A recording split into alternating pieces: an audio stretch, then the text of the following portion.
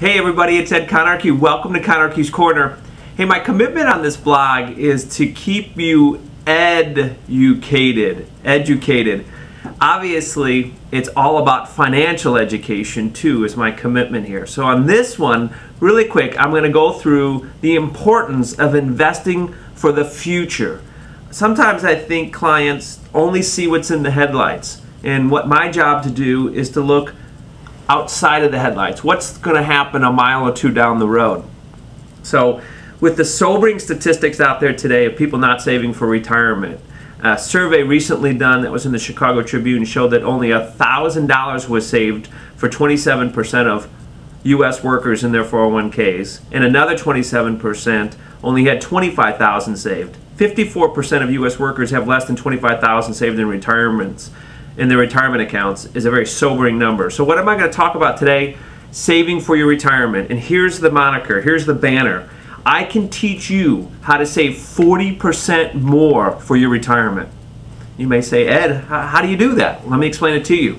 You should be maxing out your 401k, your retirement account, your 401k, your 457B, your 403B, your IRAs. If you don't have employee-sponsored retirement plans, you should be maxing these out to the maximum that the IRS allows you. Some companies will not allow you to do the max on the IRS, but most companies will. The IRS maximum today is $16,500 on an employee-sponsored 401k, 457, or 403B plan.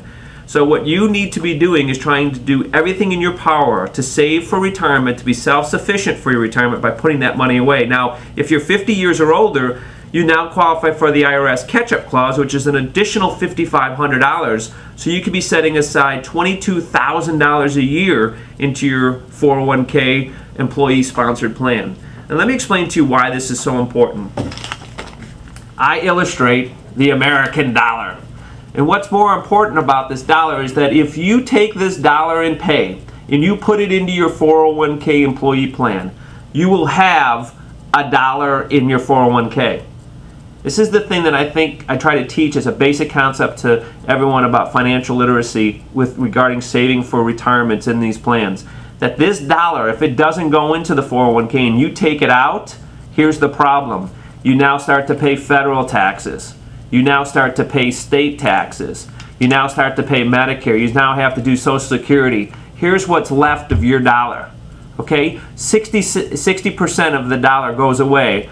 Excuse me, 40% of the dollar goes away, leaving you with only about 60 cents on that dollar. So what we have to understand is that if you make $1 and everybody starts getting their claws on it, this is what's left of your dollar. Okay? Great visual here. But if you take that dollar and you elect to put it in your 401k, the whole dollar goes into your 401k and you don't get taxed on it. Very, very important here. So that every dollar you put in your 401k is truly $1. There's your 40% more for retirement. And then now that money will be contributed tax-free and will grow tax-free into that 401k account. You now will have compounding tax-free growth for 20, 30, 40 years until you need to touch this money. That's how you're going to get wealthy. Compounding growth, money growing on top of money, is what Einstein called the eighth wonder of the world, and we teach that in our concepts to make sure people understand why it's so important to be saving and having money grow. Now here's where it gets interesting.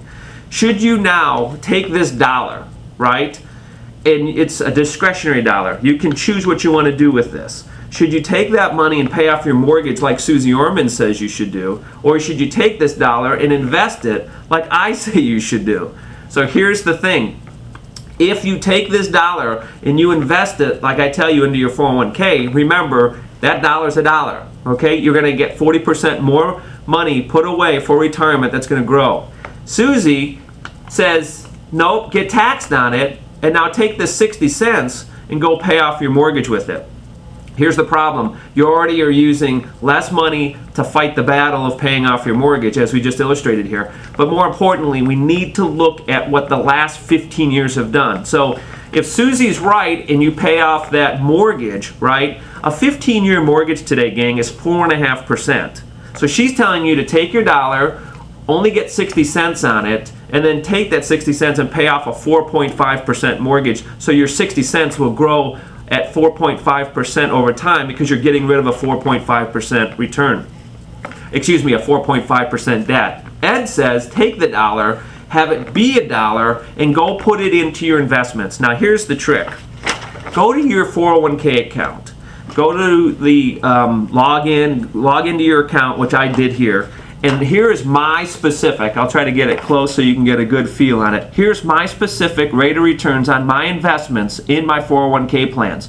And I'm going to highlight all the stock funds because the stock funds is what we believe you should be doing to invest with your 401k since you have a long time horizon. Remember, you don't want to touch anything in your 401k till you exceed 59.5 because if you do, it's penalized. So putting this money away for the next 20, 30, 40 years, stock funds are the way to go. So there's the investment return performance data. Find this. Now here's what's interesting. Comparing the 15-year fixed at 4.5 to a 15-year history of what it's been doing in these stock funds, I found that the lowest rate of return on the stock funds offered in my 401k over 15 years is 7.04%.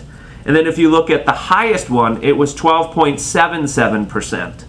So that dollar went into my 401k as a dollar, and over 15 years is going to compound at either 7.04 or up to 12.77%.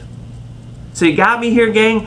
It's so important for you to understand. Should you pay off your mortgage or should you invest so you have money and way more money in retirement? And here's how you do it. Again, not to beat a dead horse here. Stop taking 60 cents and trying to fight a battle of paying off a 4.5% debt. Take a dollar and put it into investments so it grows at anywhere between 7 and 12% illustrated in this. Practically almost 13% on that one fund. So what my message here is very simple. We have to stop handling our money emotionally. Stop worrying about eliminating the mortgage debt over here. That's an emotional thing. Start doing the math and understanding financially how to grow successful and wealthy at retirement. You need money in retirement. You don't not need a mortgage payment, if that's proper English. So very important. Stop handling your money emotionally. Start doing the math. Hopefully this illustrates the importance of doing the math, and I did it in visuals so that you can understand. And more importantly, handle your money financially. Hope you've enjoyed this. One more thought before I leave you. Did you see the headlines yesterday? Mortgages are at the lowest point on record. So if you have a high interest rate, this is the time to get even a lower mortgage so that the debt is costing you even less, so you free up even more money to put into your retirement account. And if you're not putting $16,500 away every year, I need to help you budget to be able to do that. Having your mortgage the right payment will help you do that. Secondly, if you're greater than 50 and you're not putting $22,000 away in your 401k, you're making a big mistake there too. So let me help you not pay off your mortgage. Let me help you be wealthy with 40% more money put away for your retirement. Ed Conarchy, making sure you retire with money. Hope you enjoyed this Conarchy's Corner. Any questions, or if you need me to go deeper or explain anything more, simply email me or phone me. Phone 847-970-4239 or email me econarchy@ccmclending.com. Talk to you next week.